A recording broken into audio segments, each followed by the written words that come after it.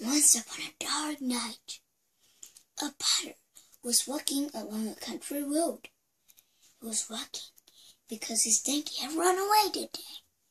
He was on his way home from the local inn, where he had been eating, drinking, and singing with his friends.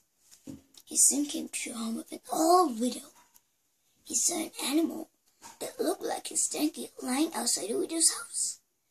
Actually, the animal was not his donkey at all. It was a tiger. The tiger had been lying there, thinking about breaking into the widow's house. It was an old, dilapidated house. He thought the widow might make a good meal. The potter was furious at his donkey. He picked up a stick and walked over to the tiger that he still thought was his donkey. He started beating the tiger with the stick. He hit it on his head, hit his legs, hit it all over. While he was hitting the tiger, he was yelling at it. "You lazy, good-for-nothing animal! You sorry excuse for a real donkey!" He yelled a lot of other things using very bad language. The tiger was too surprised to do anything. No one had ever treated him this way before. No one had ever yelled at him like this before. The pirate grabbed the tiger by its ear. "Stand up!" he yelled. Still surprised, the tiger stood up. The pirate jumped on his back and rode him home. When they got to his house, the pirate tied the tiger's feet together securely and then tied him to the hitching post. The next morning, a potter's wife opened the door to see how the weather was. Imagine how surprised she was when she saw the tiger tied up to the hitching post.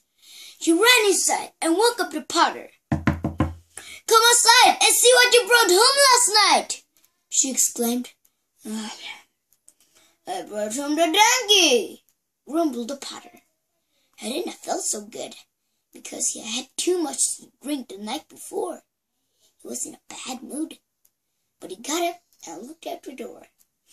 "Wow!" he exclaimed. "How did I do that?" Then all of the potter's neighbors saw the tiger. The tiger began to talk at the village. The potter soon learned that this tiger was famous throughout the country for killing people and cattle. No one could stop talking about the brave potter and how he had captured the tiger. Finally, the villagers decided that the king should hear about this remarkable exploit.